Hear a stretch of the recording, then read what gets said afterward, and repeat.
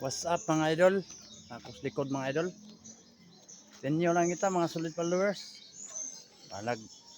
Huwag mananaw kayo sa atong mga video mga idol. Basta ang importante, ang mahalaga nga healthy atong lawas. Kondisyon perminti atong lawas. Maura na atong pangayon. Sige naman mga idol. Tagaan tagrasya perminti matag-adlaw na atong paningkamot. Makakaunta sa iskadlo katulo. Manang silang itang pag-asa mga idol. Kaya kanina atong pag-vlog mga idol. Ato rin ang hihimog kalingawan mga idol.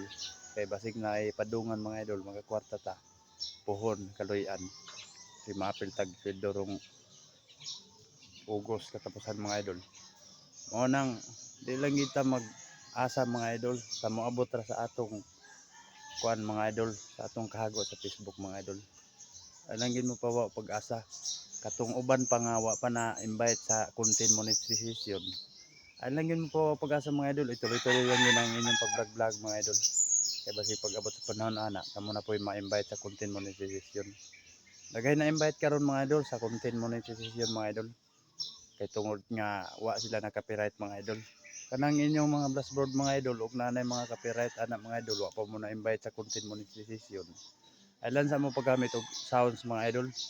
Kay usap mo na siya mga idol nga wa mo na invite bisag dagko na inyong followers. Dagko na inyong views tungod sa copyright ninyo nga kuan na yung mga sagol sound. Wa pa mo na invite sa content monetization pero ang problema kay nanamoy mga sound sa inyong dashboard ninyo, yung video ninyo. Mana ay sa mo paggamit. Ang inyo lang sa ana, kupos lang sa mo sa original video ninyo nga walay sound. Ako mga idol dugay ra ko na invite sa content monetization. Mo nang ako karon mag post na ko views perminti. Ug dira ko to may kontak sa iyo tanan adlaw Bernes ron.